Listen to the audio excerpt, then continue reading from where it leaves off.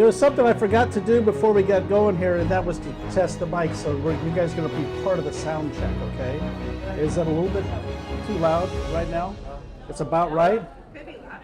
Okay. A little louder? Okay. Cindy, did you hear that? They want me a little louder. Just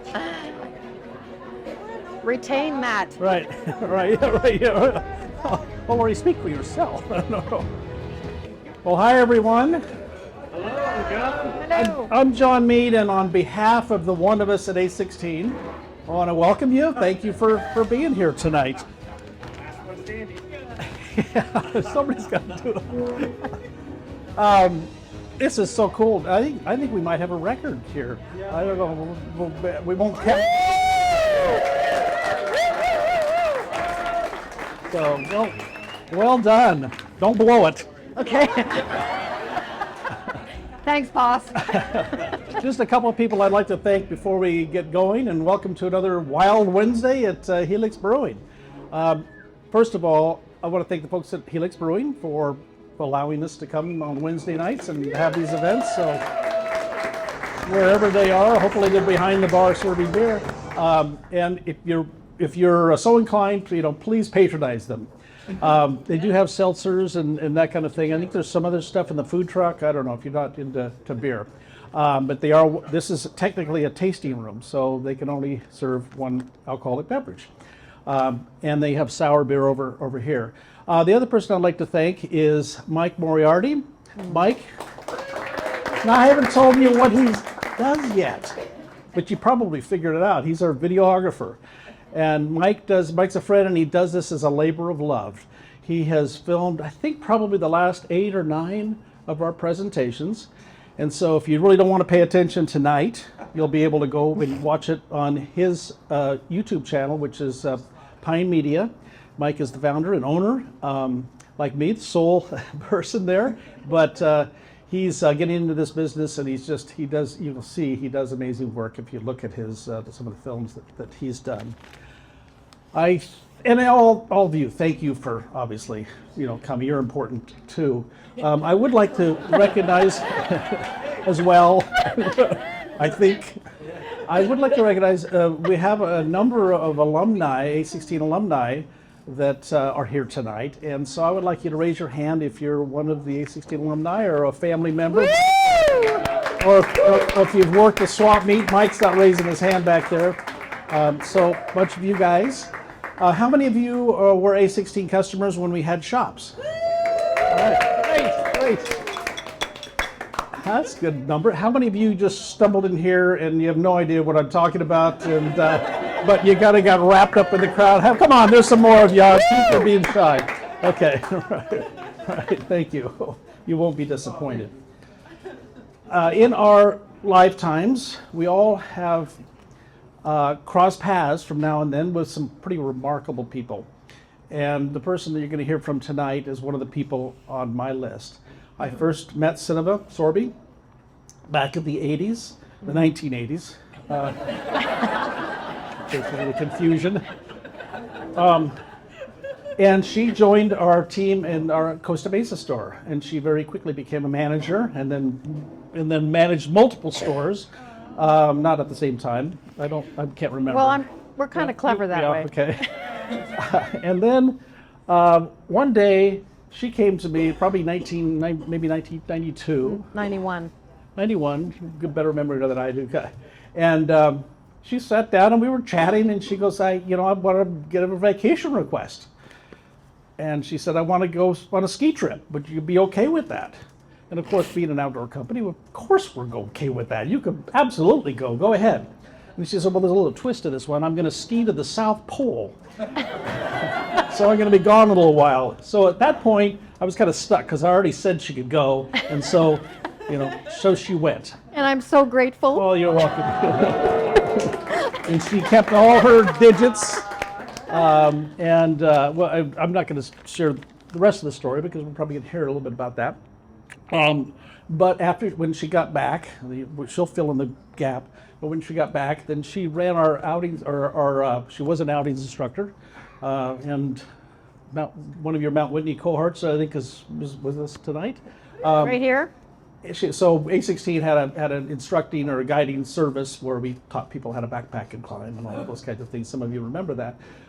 And she certainly did that. And she also headed up our outreach part of our company, which is the community outreach, building the outdoor community and the A16 community, and which is what we're all doing tonight. So this is kind of she taught us how to do all this stuff. So that's kind of full circle. Many presentations since she left A16. And you'll hear about what she's going to do. And I normally don't do this because I don't normally read the introduction, but this bibliography, I don't want to get anything wrong here because this is pretty neat and impressive. So I'm going to read a bit to you. So this polar ambassador, author and explorer, made history in 1993 as part of the first team of women to ski to the South Pole. Each one, pretty cool. Each one pulling a 200-pound sled over 67 days. In 2001, Sunniva was part of the first female duo to overwinter solo. I love that term, overwinter solo, in the Arctic, where she spent 19 months off the grid as a citizen scientist. We're going to hear about some of that tonight. Pretty amazing. And most of us, when we heard about the COVID thing coming on, we just kind of maybe isolate a little bit and put into our sheds or whatever. And she went with one other person to the Arctic. So, and I'm still standing. Well done. Okay, here we go. Serving more than 25 years in polar regions as an historian and naturalist guide, Sunniva is an advocate for protecting the polar regions through storytelling, citizen science, youth engagement, and visual inspiration. Sunniva's vision to inspire greater understanding and stewardship of the earth manifested in her book, which she's got here, Hearts in the Ice. Currently, Sunniva is chair of the British Columbia, this is pretty cool, Yukon Explorers Club, and a fellow of the Royal Canadian Geographic Society. In 2022, which was just 2 years ago, she was the recipient of the prestigious Explorers Club 50 Award.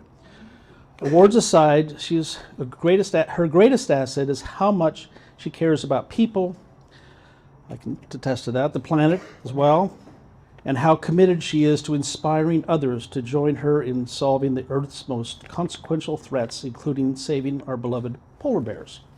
So with that, it is my great honor to introduce my friend, a remarkable woman, Sunniva Sorby. You are amazing. Thank you.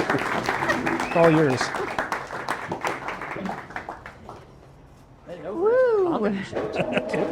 Woo! This is good right here, yes? I am overwhelmed right now with all of you and seeing these familiar faces. I'm really bad sometimes with names, but I never ever forget a face. And I just want to say, with all the choices for how we spend our time out there, thank you guys for coming out tonight.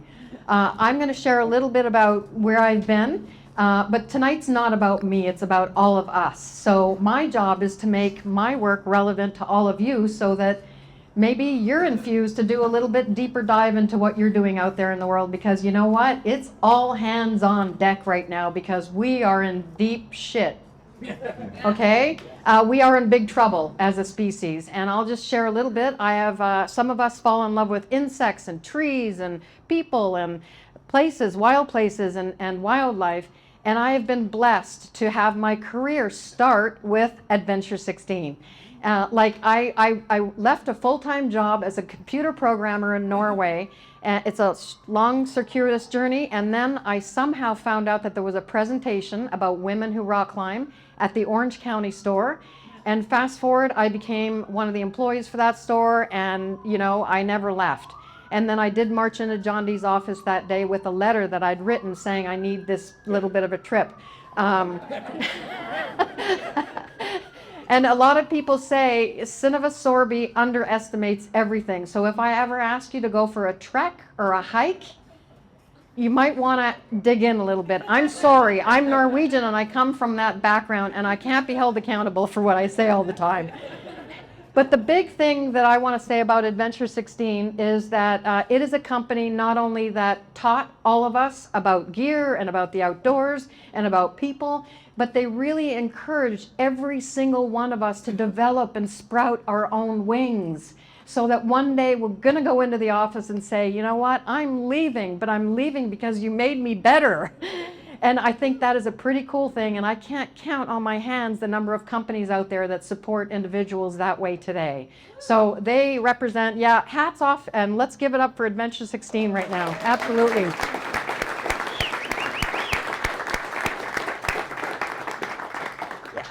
And there are a lot of women out here that have done some amazing things. So, and many of them I have stood on your shoulders in different ways. And so this slide is for you. It's Women's History Month, and we are badass, aren't we?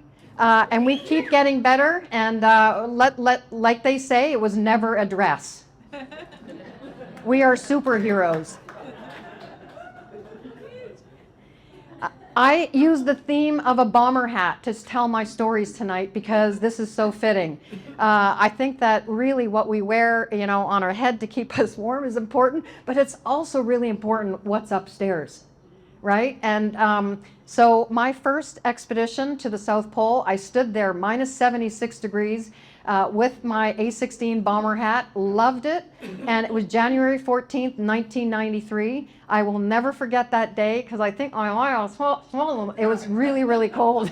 I'm like, take the picture. But it was a very interesting time. Sorry, I fast forwarded too fast. The picture in the middle is me at the age of 10. Like all of you, I dreamt of something when I was a little kid, and I dreamt of going to the moon. I think I quickly wanted out of here. I'm not sure why.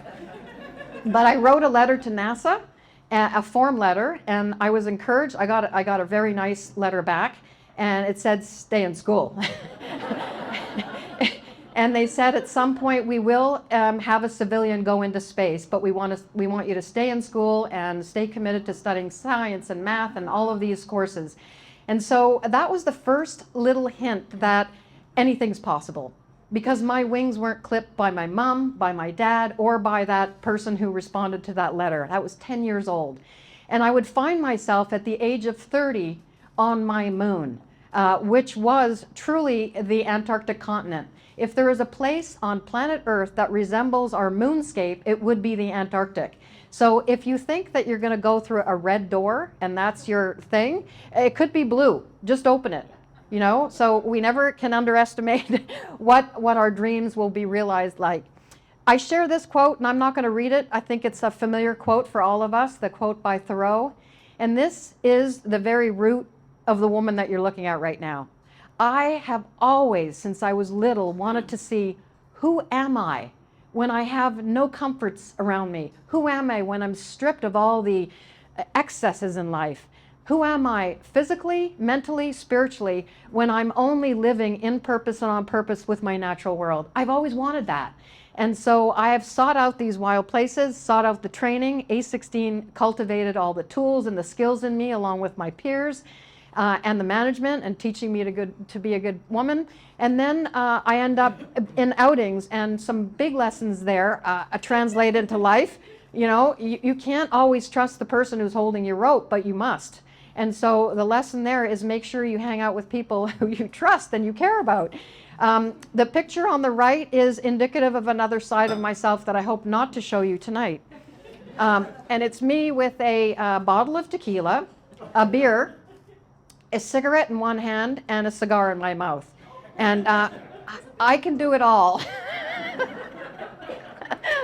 And I'm just sharing this because I was on a kayak trip with Jeff Cooper, somebody I came to know quite well that I did many, many trips with. And he is the one who I got into most trouble with because we kept trying to one-up each other. So we learned all sorts of outdoor trainings in wilderness first aid and simulations and things that you can't even imagine, but all of this would build sort of a pretty big backpack of my toolbox. And it was a very, very special time that I will never forget.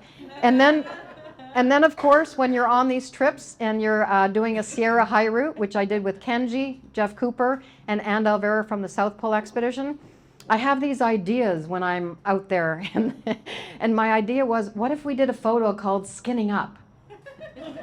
And then Jeff looks at me and he goes, well, we'd all have to take our tops off. And I didn't want to do that at all, but they talked me into it. And anyway, we took a photo of this, and this is, I'm going to move on. And fast forward, I would find myself in Penasquitos Canyon training. I had 5 months to prepare for the South Pole Expedition. It's a long story. There's a documentary on it called Poles Apart. I was the youngest of the expedition members, and I was very, very committed, and I knew for a fact that I wouldn't quit. I'm Norwegian, born in Norway. Is anyone else here Norwegian? Yes, you understand what I'm talking about. We tend to be pretty stubborn people. We also grow up with skis on our feet. At the age of 2, you are shoved down a downhill with those little toothpicks on your feet, and you're taught to ski on your own. So when I told my family in Norway, when I quit my computer job to go and take a 4-month outdoor leadership program, pre-A16, they all thought I was crazy because they said, you have to teach people how to backpack? They said that in Norway, and I'm like, yes, yes, we do. So this Antarctic trip, I'm going to fast forward through this. It's 30 years ago, and this is an aerial photo of the 4 of us on our way to the South Pole with 2 tents and 4 sleds. That was my moonscape. I will never, ever forget the silence, all the different ways that I was struggling with my own demons. You know, we all have them. You know, when you're alone out there in your head for a long time, you discover parts of yourself that you haven't resolved, right? And so you get to work it all out on these trips. And I got extremely sick on this trip. I had tendonitis and bronchitis, almost didn't make it back alive. Anne Bancroft feared that I would fall into a hypothermic sleep, which is for all of us who understand what that means, that's not a good thing.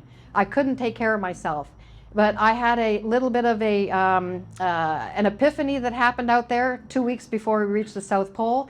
And that is when I completely surrendered to everything around me. And I won't go into that story, but all this to say that we actually, 4 days before we got to the South Pole, this gift arrived from above. And it was a box that came out of a C-130 plane. And we looked at this going, oh, it's for us, because there's nobody around, and it's got priority post on it and duct tape, and we're staring at each other literally because we've been alone for a long time.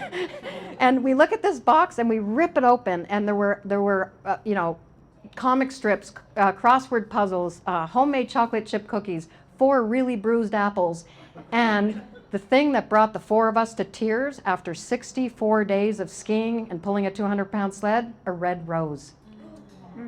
And it was absolutely incredible. It was like somebody is out there. Somebody is actually thinking about us. You know, it's really easy when you're out there doing things on your own to think that nobody's thinking of you, but people are always thinking of you. So we ate just about everything we could in there except the rose. It was not edible. And we got a few of the petals and put them in our journal, and then made it to the South Pole and arrived there in stride to all sorts of people that came out of the dome. And this was in 1993, and so that dome was round at that time. They've redesigned it and rebuilt it, but it was incredible. There were 125 people there that said, the women are coming, the women are coming. And they did. It was kind of funny because it was very uncomfortable for the 4 of us. We did well, it was, all these people. And we gave a presentation in the gym, and it was videotaped. And if you look at us, we look like little monkeys because it was the first time we had a heated room, and we're still in our long underwear, and we're scratching here, and we're scratching here. It's just, it was hilarious. Anyway, we made it there only to find that the South Pole sits about 3.5 feet high, And there's a whole row of South Pole markers.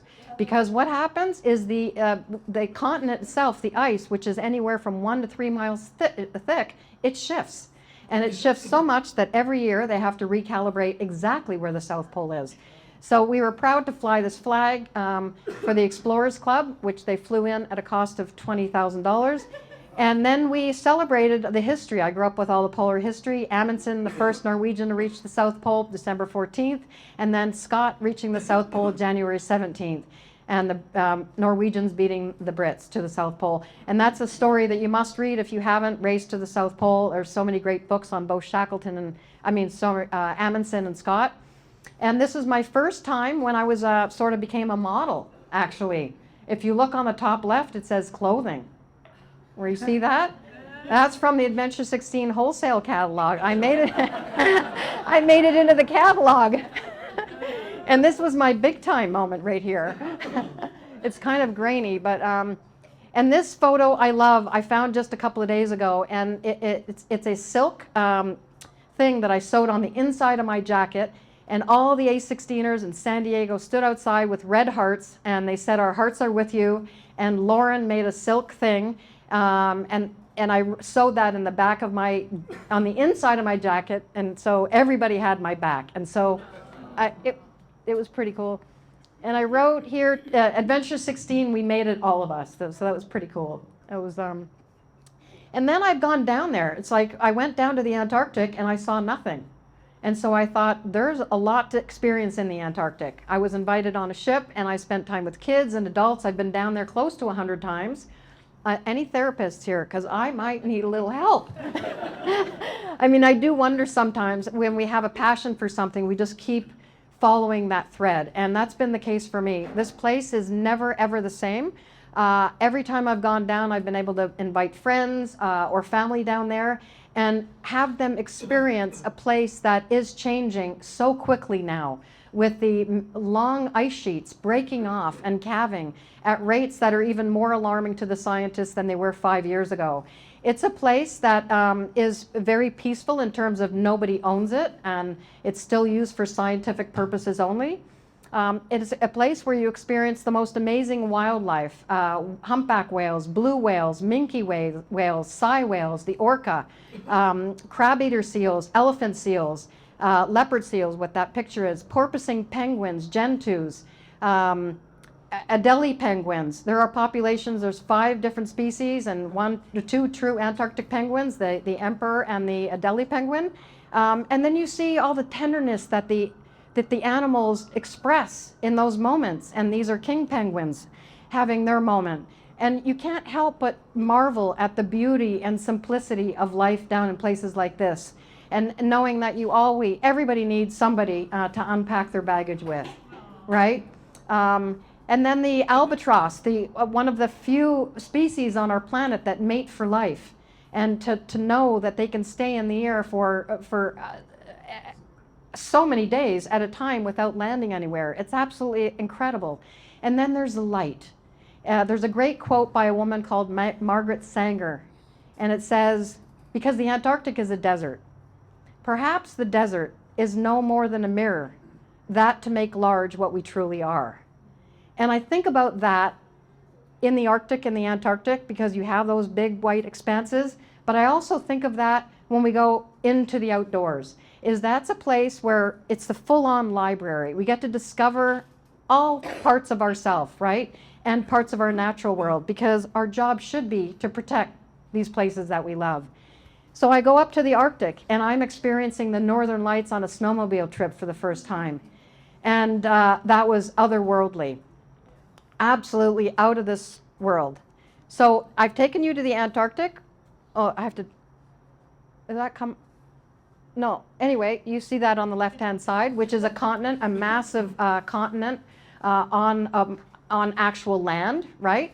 And then we have the Arctic, which is ice over a body of water. And they say that the Arctic will be ice-free before 2050. And the consensus, because we're in touch with a lot of scientists in the polar regions studying this, so much isn't getting out to our world about what's really happening unless you talk to the scientists. So we are we are really in a little bit of trouble here. I'm going to stand back here. Is that okay? Yeah, I feel like being right here. So now I'm going to take you up to a place called Svalbard. Has anybody been there? You have. Fantastic. You have too. Fantastic. So this is a place, I'm going to skip over that for right now, that if you flew to Oslo, Norway, you would take a 3-hour direct flight to get up to this archipelago of 5 islands. The main one is called Svalbard, and the town is called Longyearbyen. And there are 2,600 people that live there that represent 62 nationalities. It's a very, very diverse community.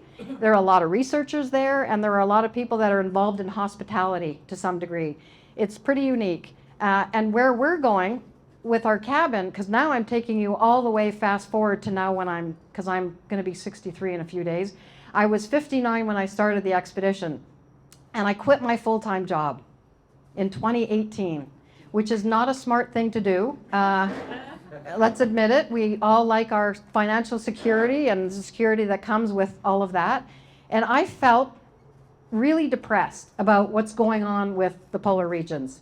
I have had the pleasure of hanging out with some very interesting and smart people that have been studying the changes in the wildlife, the ice, and the cycles of that change, to know that it's my imperative duty to share what's happening out there, because I've learned this from the scientists. So I quit my full-time job after I met a woman called Hilde Falun Strom. You don't have to, there's no test on this name. And she also, she lives up there. And we decided that for 9 months, we would stay in this remote trapper's cabin with no running water, no electricity, bring in a solar panel and a windmill, and we would collect data for scientists as citizen scientists, which we can all be. We did it all volunteer. We had 8 projects. Is Allison here? Not yet. No, she's coming. Okay. I'll save that. And we would connect with youth around the world. A week before we left, we were lucky to get a little satellite dish from Mission Link in California, actually, or they were called ground control. It was a Mission Link. And so we were able to connect with kids via satellite, and they were on video, like 8 classrooms on video around the world, and we were on the satellite phone. And we brought experts in every month, 2 calls on different themes, all to take these kids and the adults out of what we call climate despair. Because it's been really heavy weighing on the youth, and we just kind of wanted to do something. So that would be the spot. And so now I go to the 3rd little head thing on my head, was now I'm in a real babushka. And fast forward, and now we're going up to the Arctic. And this is where I'm going to share a little movie, because the movies tell more. It's all our footage. The media became fascinated by the 2 of us up in Svalbard, because we went there in September of 2019, and we were supposed to leave in May of 2020. And the whole world was upside down. And we chose to self-isolate before that became a word that you all know and really, really well now, right? So Time Magazine did a piece on us, and it's all our footage and narrative, and I just want you to sit back and enjoy, and I'll take you. You don't even have to travel very far right now, just with your heart and your mind and your eyes. And here is... To live here in the Arctic, to overwinter and experience time standing still, is to lose your thinking mind to regain your senses. It is to live as one with the cold, dark, simple existence. Welcome to Boxwood. This is an old trapper's hut built back in 1930 for beluga hunting. And this has been our home now. We are both experienced, seasoned polar explorers and guides, and we both have decades of experience living in and working in cold climates. We're out here on a lunch break.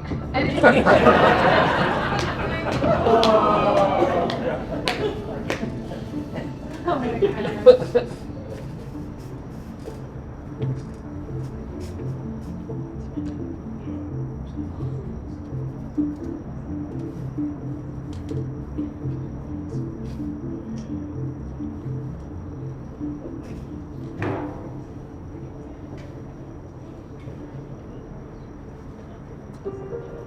Both of us already knew a few key researchers studying the polar regions, so we just reached out to see if we could be of help. This is Base Camp Bumsaboo, and this is our citizen science lab. We're collecting data for 8 international research projects up here. The goal is to engage the public and use the data collected to increase overall knowledge on a given subject. This is an ice core drill. And we bring this out with our Link snowmobile out on the ice, and we drill 2 of these holes in the ice. The centimeters that's closest to the ocean, that's most important for the scientists, because in there small organisms and larvae are having their first stadium of life. Most of what we are collecting you can barely see, like microscopic algae under the sea ice, yet it is connected to a web of life that is part of such a delicate balance, like spokes in a wheel. And now they, the scientists, are understanding that there are a few spokes out of alignment and things are out of balance. Now there's absolutely no ice at the end of November, and last year there was almost a full fjord of ice, and here comes the drone in for its little landing. We have been able to walk along the open ocean, along the beaches, and pick up debris. This is a dead bird, and we often find these nets with the reindeer antlers because they itch in their antlers and they get stuck into it, and they pull this around until they can't pull anymore, or maybe it's frozen or it's stuck somewhere and they starve to death. Life here is challenging. The darkness, the isolation, coming back from a scooter ride to find a massive polar bear on your doorstep, a meter away from your dog. The ice conditions, being in a boat and the engine not functioning. What do? Waking up after a storm and discovering that the front door has several meters of snowdrift in front of it, and you absolutely cannot get out. We celebrate the small joys here every single day, and we make sure to acknowledge each other's efforts. Kind words and a smile go a long way in this world of isolation. I just felt like an old horse. There is absolutely no sign of a global pandemic where we are. It's surreal to think that the world is spinning off its axis just thousands of kilometers away, and we feel so extremely privileged to be exactly where we are. We care deeply about our planet, our natural spaces, our people, our animals, so we're working to protect what we love. Our goal has always been to take people out of climate despair and into climate optimism, which is about hope and action. Life is good here at Bumsaboo. Life is as good as we make it. Absolutely. Right? Climate change does not take a break, so neither are we.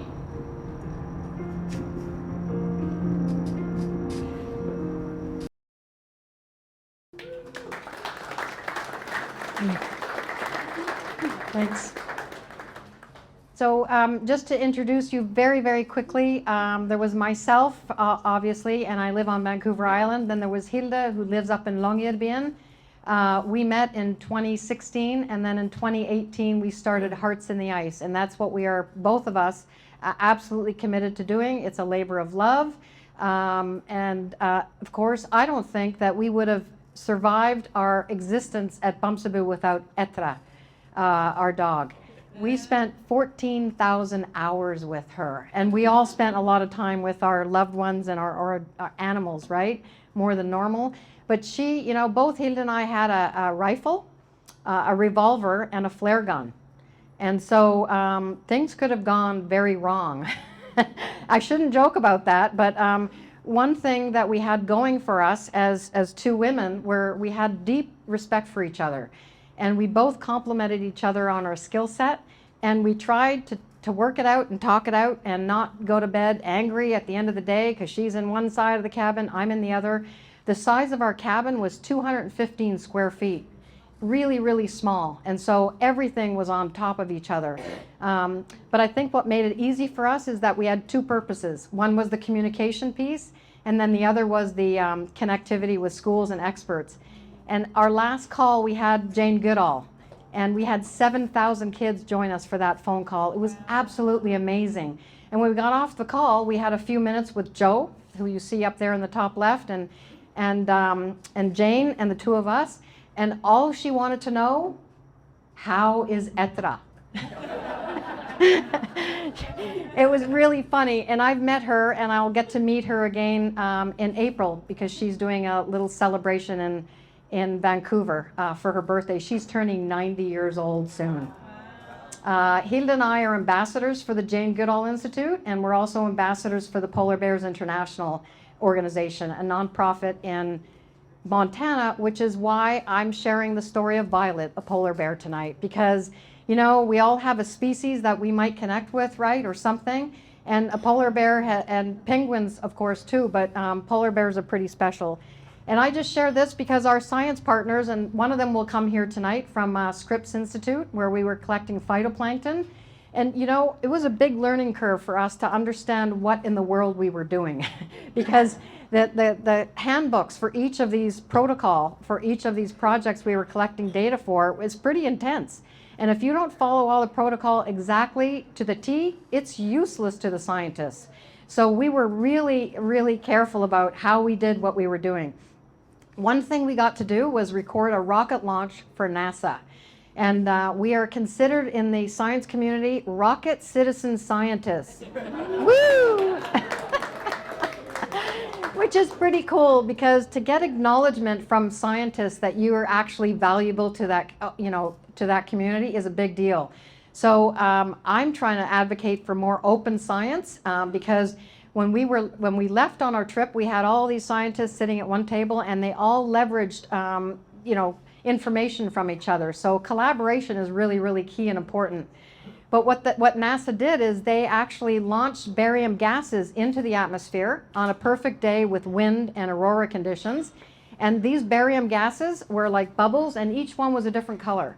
And they were measuring how these gases interact with the upper atmosphere, because they believe that studying the upper atmosphere is a big indicator down the road, maybe even currently, they know so much about global weather patterns and extreme weather conditions. So we were able to do that, which was a big deal. Everything that we did for all of our researchers was completely volunteer. We didn't get paid a penny for any of this, but it became our purpose.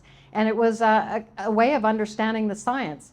All that from this little cabin with a tiny little sauna that only with the wind blowing in the right direction could we use the sauna 3 times.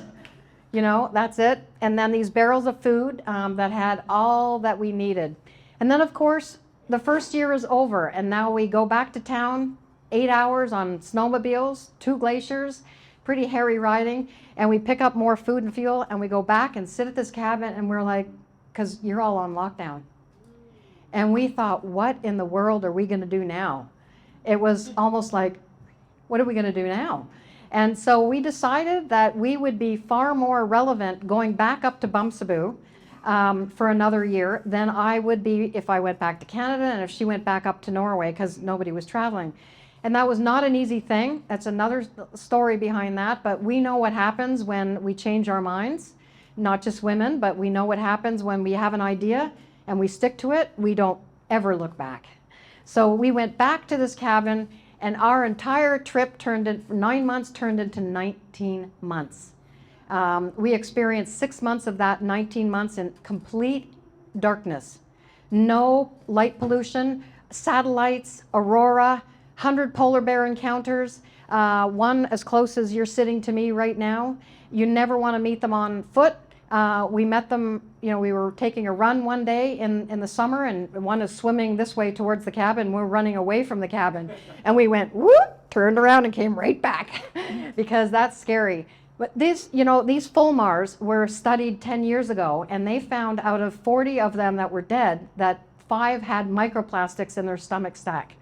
They did the same study last year, and out of 40 found that 35 of them had microplastics in their stomach sac. So all sorts of things are happening below the surface of the ocean, right, that we can't see. It's the big dumping ground. And so microplastics are showing up in polar bears, in seals, in walrus, and in birds. We were opening up the stomach sacs to collect the plastic. It's a very real problem, especially in the polar regions. And the polar bears are suffering a little bit too, because they need to feed off of seals, which need the ice, right? Seals need the ice, and polar bears need the seals, which is on the ice. And so that's their primary food source. They need that fat. And the sea ice is diminishing, and it's creating a much more of a, instead of a white t-shirt, which reflects the sun, where it's like wearing a black t-shirt. It's absorbing all that heat. Really, really bad thing for our polar regions. So we were a little nervous about the polar bears that we had in the area that we were living in, because they show up, if you look at the cabin, they show up at the point and they come up over the ridge. They sometimes, there's a big ice wall, they come all the way over here, and sometimes they come up over the ice wall here. They surprise you. And they're everywhere. And so we had to be really careful. Not once did we go outside without the other person. Not once. I mean, to go to the bathroom, somebody's got to stand on guard. It was a pretty interesting thing. But Violet became something that we followed, and the story that I'm going to share right now in a second is actually up for Best Documentary for the Arctic Film Festival, which is pretty cool. And here, live at Helix Brewing Company, right? We're going to see this. But I'm going to just fast forward through some of these because I want to get to Violet and have some time for questions. But this guy showed up in May of 2021 when we were due to leave Bumsaboo. Have you ever gone on vacation and you're trying to get all your things together and then you forget a few things at home? Like maybe you didn't take the trash out and you come home and it didn't happen to me, but maybe that's happened to you. So here we are at Bumsaboo getting ready to pack up and go, and no ships could come and pick us up, but the Norwegian Coast Guard, thank you, they came to pick us up. And they had like 23-year-olds, men and women that jumped off that Coast Guard ship and said, how can we help? And we put them to work to carry all our snowmobiles, the windmills, we packed everything down. And 3 days before they arrived, we were packing up our garbage and everything and left, sadly, a barrel of Etera. We're still sorry about that Etera. Her food lid off, and the polar bear was in there having like a Sunday feast and just was in there with his snout, and he was pressing against the front. We couldn't get out. He was pressing right against the door, and that's the handle right there of the front door. He was 850 kilos. Wow. A male, because he was spray painted number 57 on his butt. And we looked him in the eye. It was a pretty amazing thing. But that was one of many close encounters. But one opportunity we had, and the video will tell the whole story, is my first experience out there watching Violet, whose official name is N21631.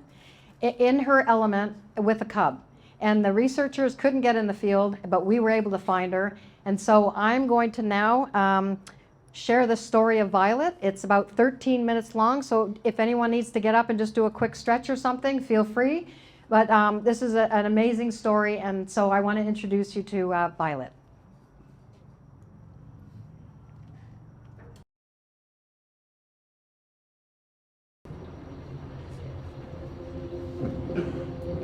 Mother polar bears have one of the most incredible life stories on Earth, to live and raise their families in this harsh Arctic environment. Long-term data is critical to better understanding a species and what it's going through. For polar bears, the only reason we know that they're being impacted by climate change to the extent that they are is because we have amazing long-term data sets showing what's happening to their populations. COVID-19 made it so that researchers could not get to Svalbard during the pandemic. This resulted in a loss of data collection for that year, giving us these big gaps in our data set. Hilde and Sunniva were already in the field. Though the researchers couldn't get there, they could rely on Hearts in the Ice to fill some gaps with the observations they were seeing. I am so excited because Hilde and I are on the same ship that dropped us off 3 years ago to Bumsaboo to start our overwintering. Bumsaboo and our location for 19 months was like going into outer space. We were completely isolated. It was a very big risk to be there, but it was worth it.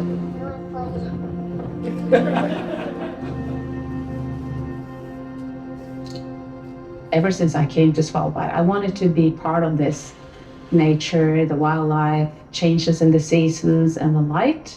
Everything is painted in blue and purple and pink and red. It's just absolutely amazing.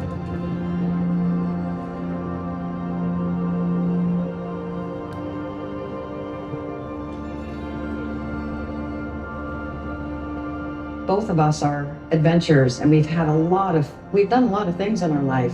But I met Hilde in 2016. I was working for a polar operator, and so was she. Then we discovered our shared passionate love of the polar regions. The spark between us like soul sister immediately. I saw the opportunity that she might be able to fulfill my dream to do an overwintering in the Arctic. After we met, just having dialogue and talking about, well, what can we use this hut, Bamsebu, which means little bear hut, what could we use this for?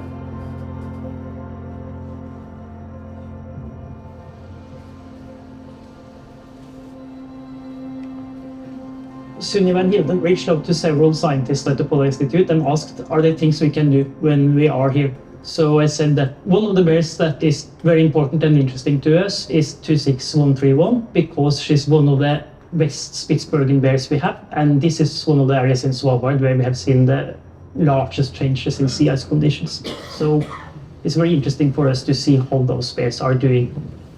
Svalbard is in the Barents Sea and is a unique polar bear habitat. It's very mountainous with these cliffs precipitously dropping into the sea. There's fjords and glaciers and snow, and overall it's quite a rugged terrain. In particular, the southwest corner of Svalbard is warmer than anywhere else in the Arctic. Polar bears are already spending more time on land than they did 20 to 30 years ago, and the ice-free period is increasing by about 40 days per decade. This means that their key hunting period of the year for finding seals is getting shorter. So Orosh knew it was a polar bear that he had been following for many years in our area, and he asked us, could we go and see if she had a cub or not? Well, it felt like getting a piece of, secret information. I can't get there. We know where she is, and we want you to tell us if you see her and what you find. We were up on ridges, down to the fjord ice, and then we came to the area where we were supposed to see her, and there she was with a cub, a healthy little cub. The heart starts to beat because it's so exciting to see her with the cub in her environment. It was both a big excitement, but also a little tenderness and sadness. Would this cub survive? In Svalbard, Polar Bears International has been working on a maternal denning project for many years, along with the Norwegian Polar Institute. This project involves finding known den locations from collared female polar bears and putting in remote camera systems quietly. In this way, we're not disturbing polar bear families, but we're able to capture footage of them when they emerge from their dens, getting critical information on the mom's body condition, the body condition of her cubs, and how many cubs she has. Jon Orsch has given this particular polar bear the number N26131. After our first encounter with her, she became our bear. And so we sat at Bamsebu and we tossed around a couple of ideas for names. And we decided to call her Violet.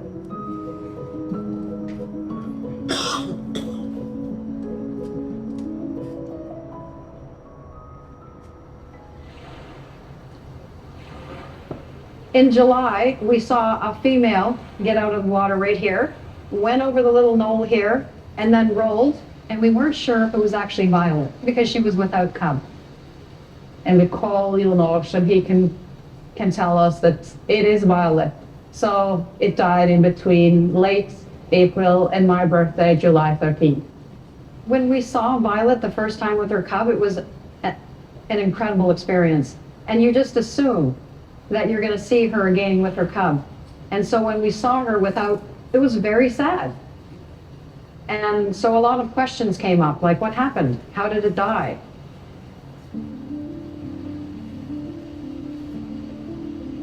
Typically, a female here in Svalbard gives birth first time when she's 6 years old.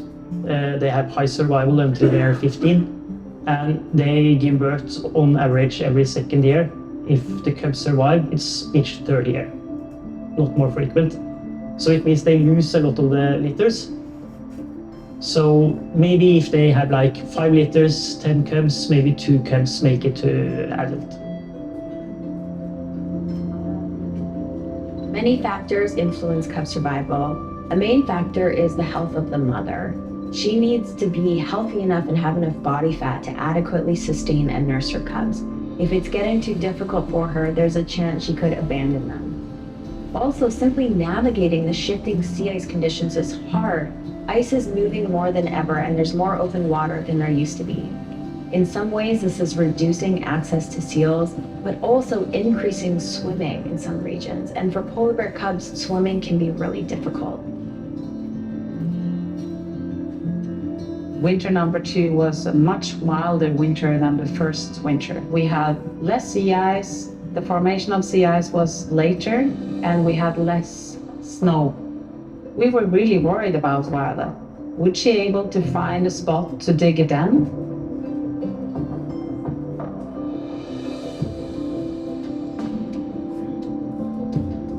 And that was the big question. When April was here and she was coming out of the den, did she give birth to a cub? So we were given GPS coordinates from Jon because, again, he couldn't get out in the field. And that was our little mystery, to go and find out if we could locate her. It was a longer trip this time. We were searching in the area, and of course, first and foremost, we were looking for tracks. And so we searched up and down and over and up and down and over it, and then finally get to the top of this one knoll, parked the snowmobile, and Hilde was looking off in one direction, and then I looked down and I saw these tracks and skid marks from clearly cub or cubs. And that was, she's either been here or she's here. And we went back to the snowmobile and drove around, and there she was with 2 healthy cubs. And we could see how much they had been playing there, they had been eating there. It was just a great feeling to see that she actually still managed to give birth to 2 healthy cubs. We were complete visitors to their domain, their world, their Arctic. It was amazing. It was our last encounter. It was as if she said goodbye.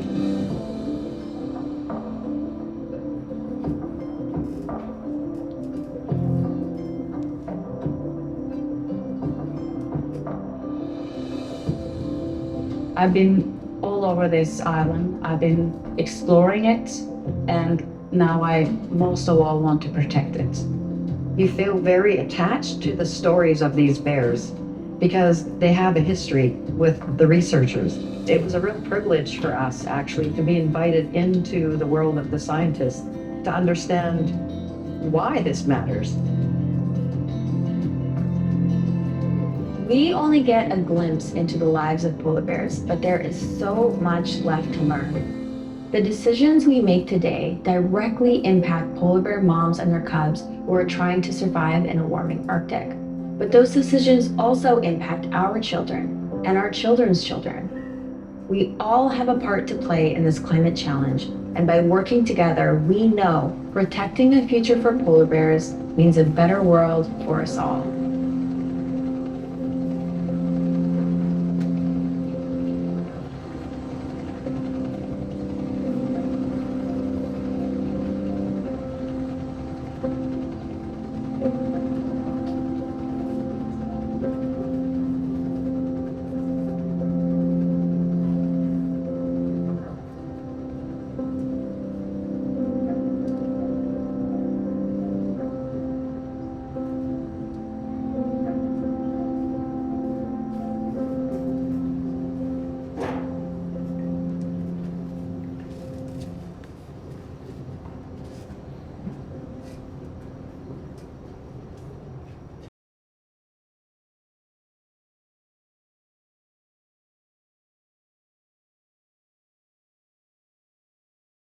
So, thank you. Do you all now love Violet? I have some good news.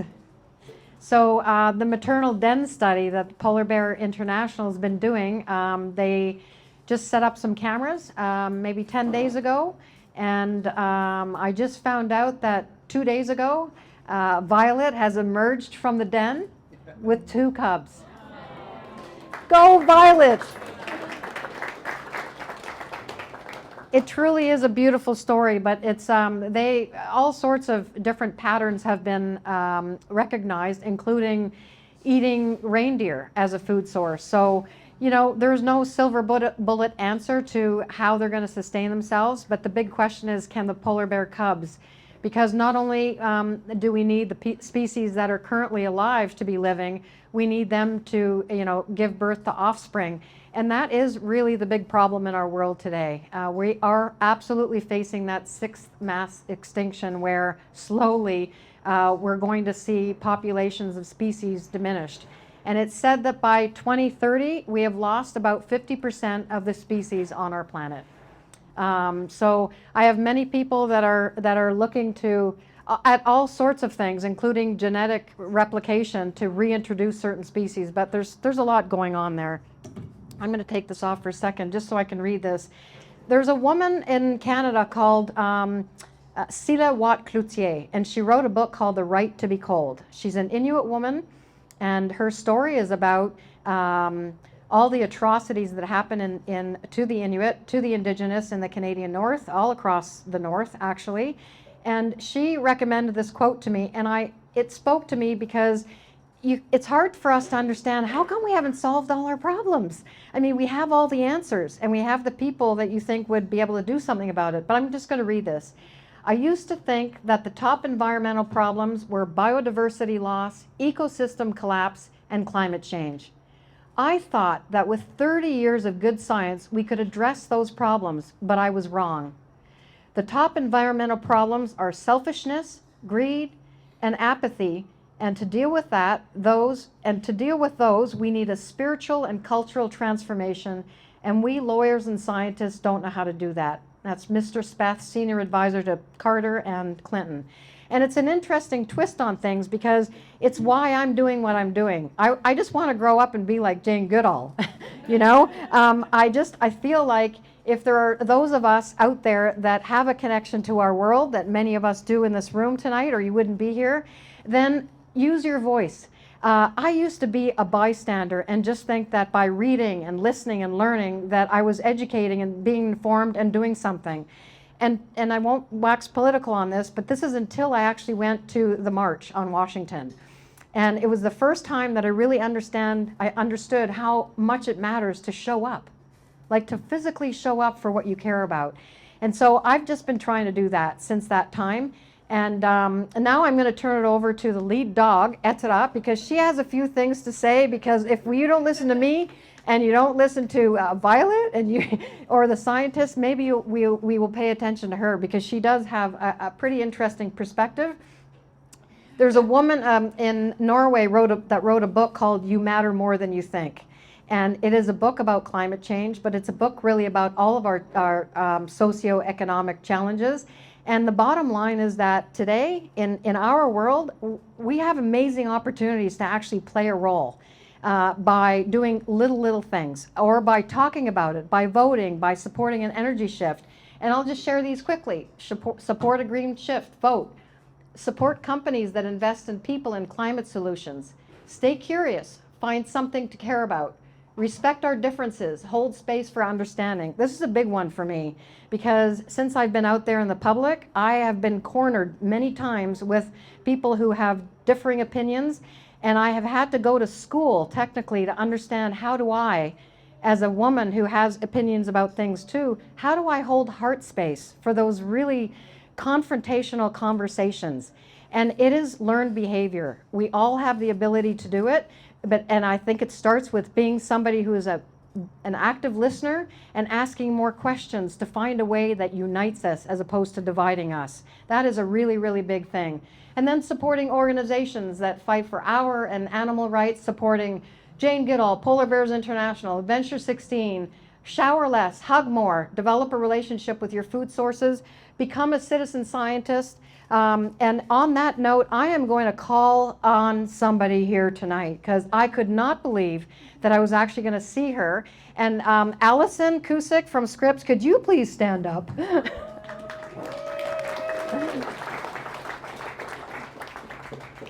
And do you mind saying a few words? Oh, yeah, sure. Okay. Okay, and first I want Allison, if you would open this. This is from Hearts in the Ice to You. This woman right here made me excited about science and all the things that I couldn't see. You have a way, and I'm just going to put this out there because you have a gift. Not only is she smart here, she's very good at being that bridge between our understanding of all the things that she's studying and collecting that most of us can't see. And you do it with passion and interest and such inspiration. And I'm so happy you're here tonight.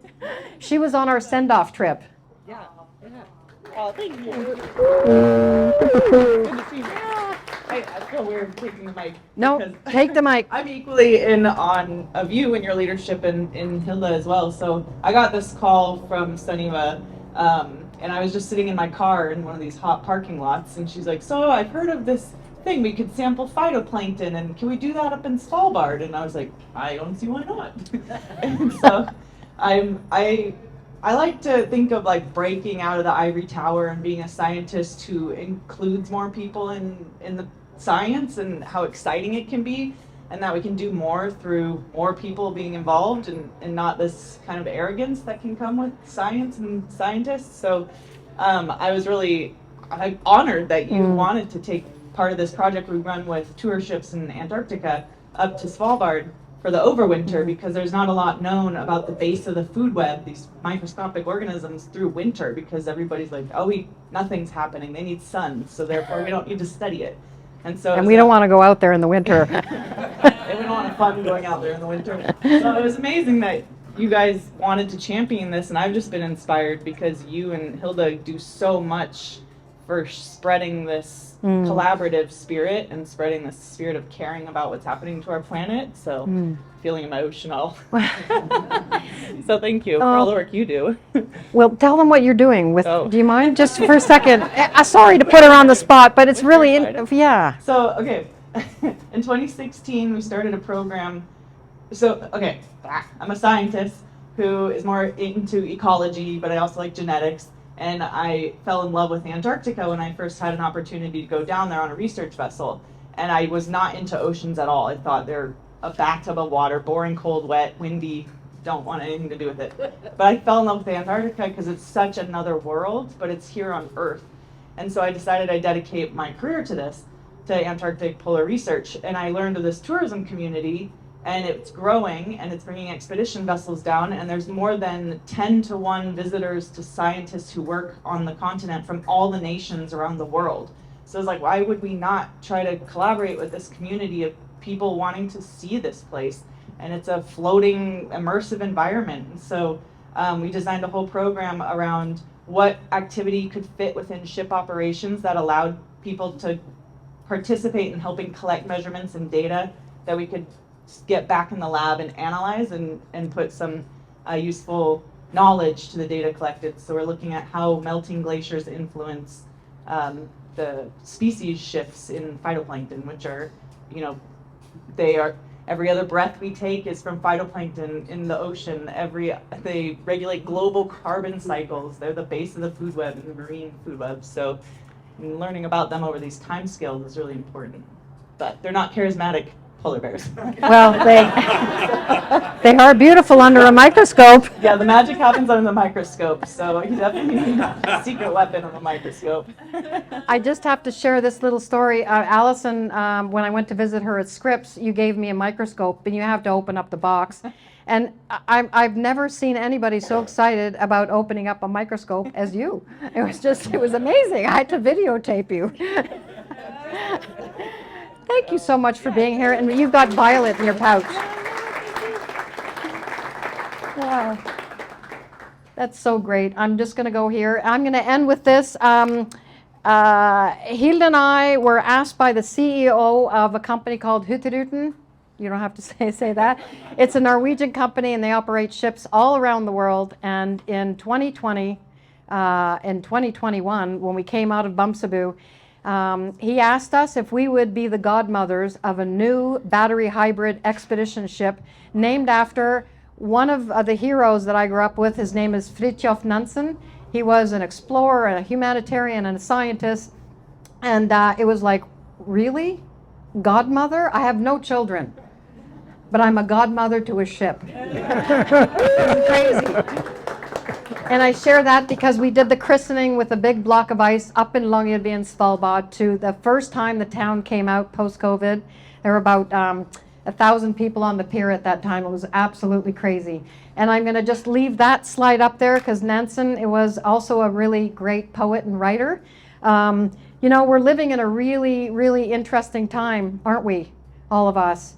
And I have felt the heaviness from people when I chat with them. I sometimes feel a little depressed, to be honest. And so I have to be really careful about who I surround myself, what I'm reading, what sources I'm listening to. And I think if you're not already doing that, please do. You know, we need to keep ourselves, I mean, we are a very positive group in this room. I know this for a fact, but we need to also keep each other up, if you know what I mean. And I think that's a tremendous amount of work. And I think where I find that is outside. You just get out into the outdoors.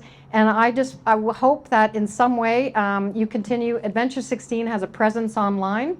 And there is material, merchandise that you can buy online, and ways that you can support the foundation that exists to provide opportunities for young kids to get out there. That's one way that all of you can, adventure16.com, get out there.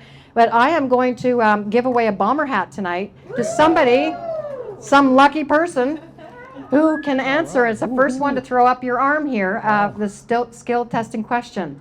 Violet has a scientific name. What is it? Yes. Ursus maritimus. Well, that, sorry, I'm going to rephrase my question. That was the correct answer. Violet has a number to her. What is Violet's number? 26131. Who said that? You got it. All right. Congratulations. I'm going to end with that, and it's a little after 8, and I'm taking any questions, and nothing's off the table. So her question is, she's understanding that one of the reasons climate change is sort of running amok in terms of policy change and the such, is that there are deep mineral resources there, and that is true. The Norwegian government has upped its security in Svalbard and Norway. There is a lot of, Norway is one who actually has approved some deep sea mining, and there's a big backlash from local people, from everybody around the world. So yeah, there are a lot of minerals, but the second we start doing any deep sea mining, we're screwed. So there are a lot of people fighting really hard for that never to happen. Yeah, but really good point, Carolyn. Yeah. Yes? Where's Etra now? Where is Etra now? Oh, I miss her. You know, it's like, I miss people too, but I really miss her. She was just like love, unconditional love for the entire time. And it was just, she never barked except when she heard a polar bear. And she is up there with Hilde, up in Svalbard. And she is now close to 6 years old. Every year, as the last year we're doing it, and if some of you want to join us, come to me after, but we charter a 100-passenger expedition ship, the same one that dropped us off. We charter this ship and we leave from the town of Longyearbyen and we go overnight to the cabin that we spent 19 months at. And then we go down the South Spitsbergen, the west part of Spitsbergen. It's an adventure, it's an expedition. What's really cool is that, and you'll remember this, Allison, all those people that were on board on the send-off, it's a mix of scientists, press people, individuals that just care, youth, policymakers, singers. Joss Stone was on board. I'm going to see her on Friday, by the way.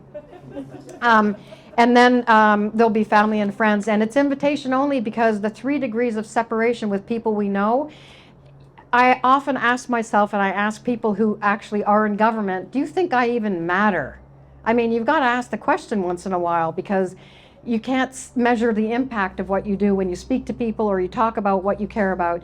And the consensus out there is that, you know what, the war of the swarm, if we continue to speak to people that are either converted or not, and they continue to speak to people, we will someday find that one person in the room that can actually make a difference by changing a policy or advocating for some change. Laura, would you agree with that? Absolutely. Yep. Here is a woman who has been in every facet of government and policy in her career. I met you many, many years ago through Adventure 16.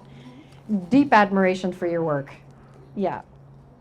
And so I think we all have a role to play with that, but it really matters that we just keep pressing forward and don't give up. You know? That's my spiel. Is there anybody else that has a question? What's next? Oh, I know. I'm sorry. I went off topic. I went to the restroom. Did you hear my... It just dawned on me.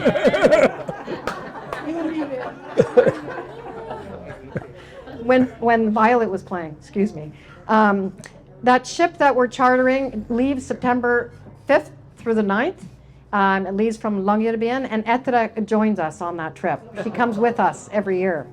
Yeah, so that's pretty cool. Anybody else have a question? Yes. Say I wanted to go to the Arctic. How do I get involved in citizen science? Like, how do I do something useful with my time? Well, that's a great question, and I'm happy to report that there are many tour operators in the Arctic, if not all of them, that actually have adopted citizen science programs on board akin to what's happening in the Antarctic. What's amazing is that you have all these ships that attract people from around the world, and we're living in a time where we're looking at should we travel, how do we travel, why do we travel, who do we travel with? We're all smart, we can make informed choices, and the ships have done a really good job by offering citizen science programs on board to engage the guests so that they deepen their understanding of what's going on. So if you join up with an operator, just take a look at their website or talk to some of the employees that work there to see how really invested they are in the citizen science piece. It's a really, really cool thing, actually. Yeah. Or you can write to me or write to Allison. Yeah. I just gave your email. Okay. Anybody else? Yes. So when a polar bear starts hanging around your cabin there, you just grab some pots and pans and start banging them together? That's what we do, right? Well, I could do that with a black bear. But a polar bear is a carnivore and he's hungry. So what we do, if we hear a polar bear outside, which if we don't, Ethra will, she'll bark, we immediately go outside with a flare gun. That's the first thing. We don't want him hanging around at all. We had some instances in the book, the first chapter, there's a story of us going away for 30 minutes with our snowmobiles to photograph some really specific aurora that was happening, cusp aurora, that was happening around 3 o'clock. And we come back and there's this polar bear standing in front of our door, and Ethra's chained up outside. And we couldn't see her right away. And it's a real threat, and so we don't want them to get used to hanging around, so the flare gun goes off. And if he doesn't get away with the flare gun to scare him, if he's then we have to do a rubber bullet, which kind of it hurts him, and then he'll leave. But the dog wasn't much of a deterrent. No, dog is not a deterrent, and we never expected her to be. There was a dog. Our first 2 months in, there was a dog that was actually eaten by a polar bear at a remote a Polish camp, maybe 100 miles away from where we were. So it's like, you never know. It's not a risk we were willing to take. So anytime we left, we put her inside with the windows cracked a little bit. Yeah. Pardon me? We had her on a long leash a lot, and we didn't even let her go off the leash after a little while because she loves to chase reindeer. Forget it. You can yell all you want, and she loves to chase Arctic fox. And so we had to be really, yeah. And I couldn't hold her. She was so strong, I couldn't hold her. So she often walked with Hilde because it's icy and we have spikes on her feet if we're not, you know, yeah. Lynn. So was her presence there purposeful, other than like, you know, a nice companion as a dog? Like, was it to like alert you to? We didn't know if she would alert us to a polar bear or not. They're normally not seen as a first line of defense for polar bears. But it was really mostly for companionship for us. And we thought about taking 2 dogs, maybe 3. But then the question was, because I'm smaller than Hilde, you know, if one of us gets hurt, if she gets hurt and I'm having to take 2 or 3 dogs, I would never be able to handle it. They're so strong. I mean, they're sled dogs, they pull. And so we settled on Etera, and she's just a love. Flip a coin, like where she goes? No, I wanted to take her back to Canada, but she needs to be up there. And when we came back to the town of Longyearbyen, we had 19 months in isolation. You can imagine that we were a little changed on the inside. I was any sharp movements or sounds, and I'm like this. I still do that actually. We were highly sensitized to all sorts of things that made our world coming back here rather intense. And Etera at one point was chained up outside of Hilde and her husband's house, and she found a way to get out of her collar and her harness and ran away and ran up in the valley in the direction of Bamsebu. And the governor of Norway put out a little photo of her because she was loose, took a photo and posted it on Facebook and said, "Is this anybody's dog?" And somebody saw it and said, "Hilde, Etera's up in the canyon. She's going back to Bamsebu." And that's a long ways away, actually. And so found her, but she also was really changed by that experience. Pretty incredible. Yeah. Yes. Were you also a mechanic if like your snowmobiles would break down and stuff? You knew how to do all that? Yeah, thanks for bringing that up. We had no TV. We had no Netflix. We had no Google, Alexa, Siri. How do I fix a windmill that breaks?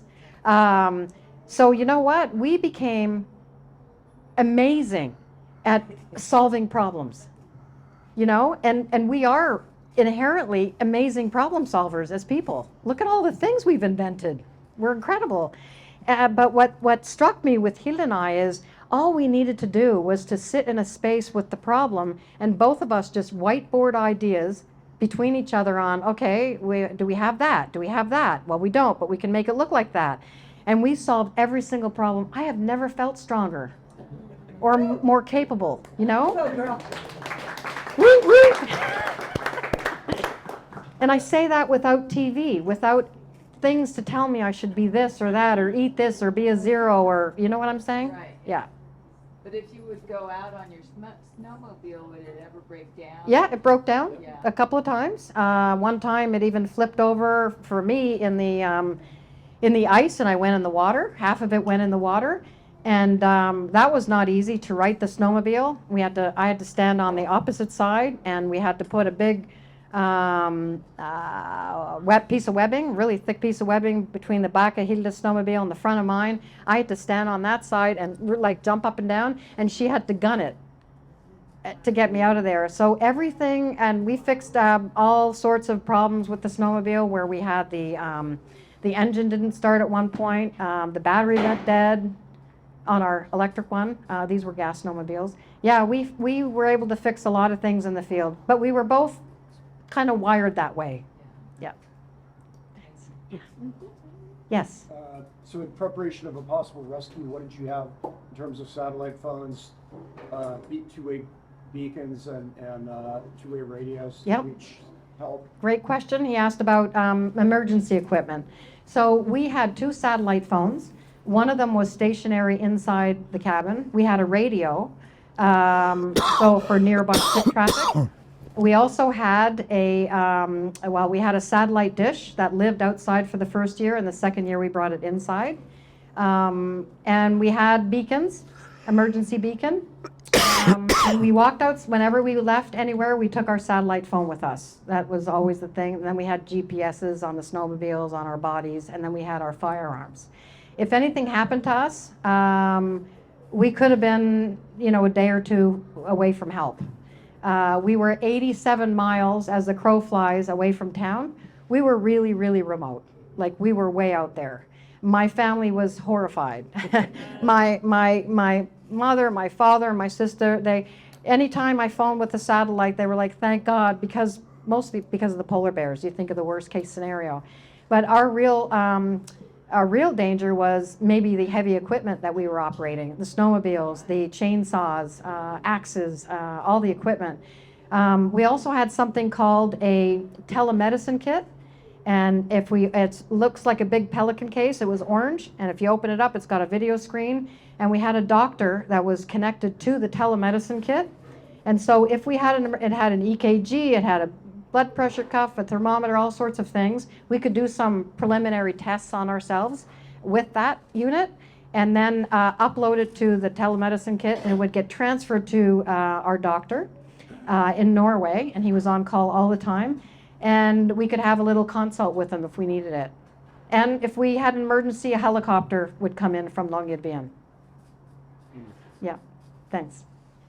Yes. How impactful was the cold in affecting whether or not things would work? Like when I saw that drone, I was like, I wonder what the temperature is. Everything we did was with the wind and the cold as a consideration.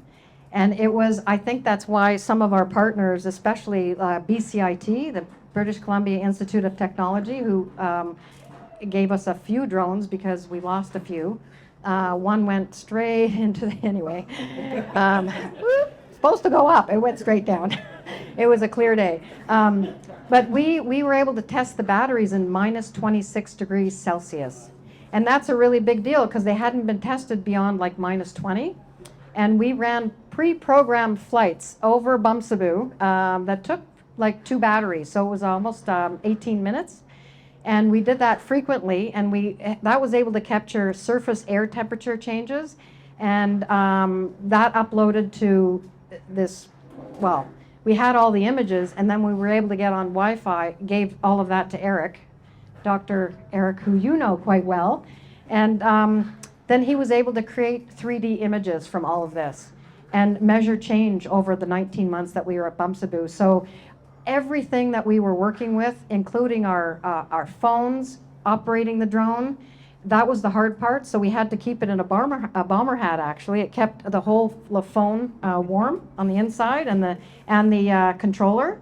And sometimes a down jacket around that, but everything was tested. Satellite phones, batteries. If we're outside doing time lapse for the Aurora, I have all sorts of little batteries for my Fuji camera inside my body somewhere because the battery's not gonna last that long. And that's the only way we kept up with all of what we were doing. It was a cold challenge. And we swam. Woo, crazy. Yes. So your power sources were solar and windmill? That's right. That should be used to charge up all of your batteries. That's right. And that works very well. Our power source. It worked quite well until the windmill didn't work and it broke. We had such hurricane winds up there at different times where one of the, what do you call it? Vanes? No. Blades, thank you. First word. One of the blades chopped the wire. And I'll never forget sending an email to the company in the UK saying what happened. And they said, oh, just go ahead and go online and order that part. And I told her, I said, you know what, I can't do that, and we can't receive anything. And I said, is there any way for us to go and program it any differently from the unit that we had that was connected to the windmill? And she walked me through all these different things. And we ended up taking that whole thing. You saw us put that up, right? We had to pull it up with these 3 big heavy-duty guy lines that were all steel, metal, with this much to spare for that wing nut to hold that down in the snow. It was a nightmare. The first time we put it up, it didn't work, but the second time it did, so we were able to fix it. And I wrote back to that company and I said, we fixed that. She goes, who came to help you? And I said, nobody. And they were really impressed. But it was a windmill, it was a solar panels, and then we had a paraffin stove that was on low, and we had wood that had come in because of the circumpolar current around Svalbard. All this driftwood would get tossed up on shore, so we had Siberian driftwood that we used our chainsaw with, and then axe, and then brought that in for heat, and we kept the wood-burning stove going all day. It's like a type of fuel. Yeah. And it was just on low-grade heat. Yeah. Yes. Who airshipped that package to you in Antarctica?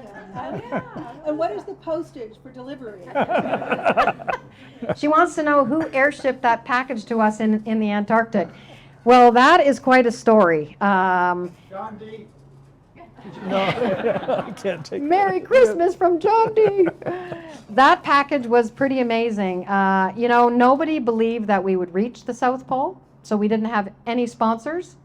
Not one of us, not one would touch us, but everybody around the world and kids knew that we were going to do what we were saying we were going to do. So 4 days before we get to the South Pole, do you know that flag that we flew, which is the Explorers Club flag? I'm now part of the Explorers Club, but back then, Anne Bancroft had applied to receive the Explorers Club flag for what was going to be a historic expedition. She was denied. Wow. And so they flew, at the cost of $20,000, a package to us with the flag inside. And then there was also a fax from Hillary Clinton, from Barbara Boxer, from letters from our family, all sorts of congratulations on reaching the South Pole. Who dropped the package was a C-130 that flies from New Zealand to McMurdo, and they were flying around the South Pole, and they knew we were somewhere there. So they flew around us, and they dropped out of the back hatch. There's a specific name for that hatch. I can't remember what it's called, but out of that back hatch of the C-130 comes barreling down that package. And in there were all those gifts and the flag, which was absolutely incredible. We stood there with that flag and thought, this is a sign of progress, right?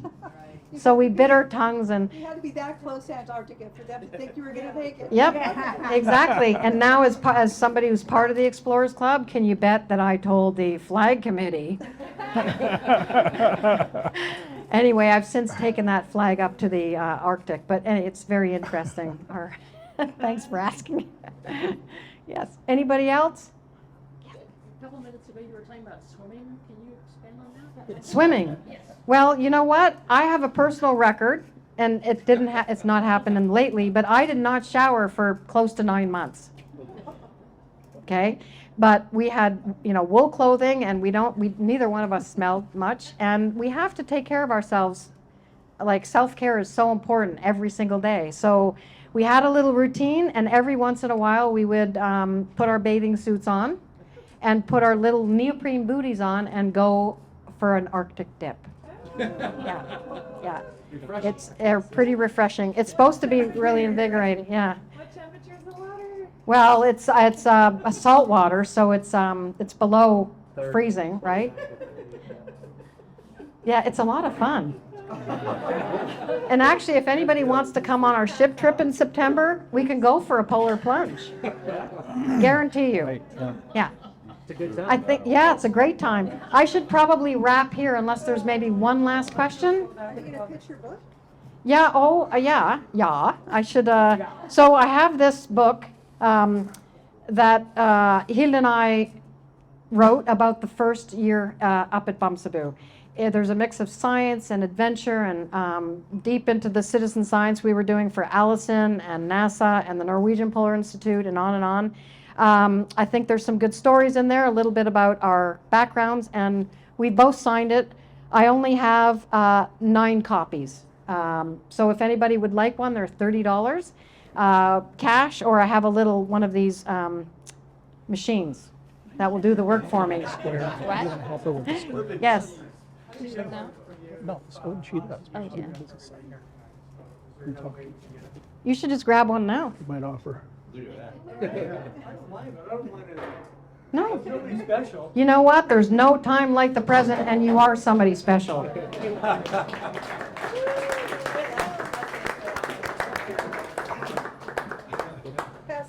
I just want to say thank you to all of you for coming out tonight. This is amazing, and it's really makes me a little verklempt to see familiar faces that I haven't seen in like 30 years here. So we've all changed a little bit, maybe on the outside, but on the inside, we're all as fired up and as fun as ever, aren't we? Yes. No, she's selling. Thank you very much.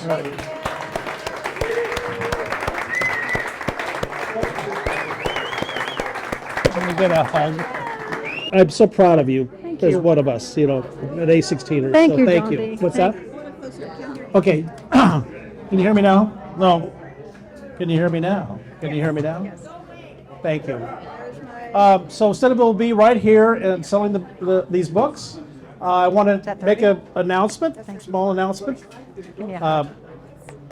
One more hand for Sunniva for doing this. It's she came down on her own time.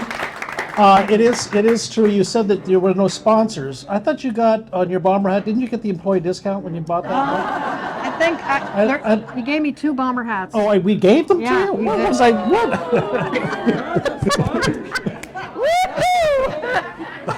Good. Okay. And a well, T-shirt. and a T-shirt too. Did you take it? Yeah, I did. Oh, one quick announcement that I think that maybe will resonate with many of you. In 1974, my uncle, Mick Mead, started a tradition that went on for the next 45 years. We had a swap meet that we put on every year. And we did that for 45 years, all the way through to 2019. I am very happy to announce that our foundation board is going to put together a swap meet. We're going to actually call it A16's Great Outdoor Gear Exchange.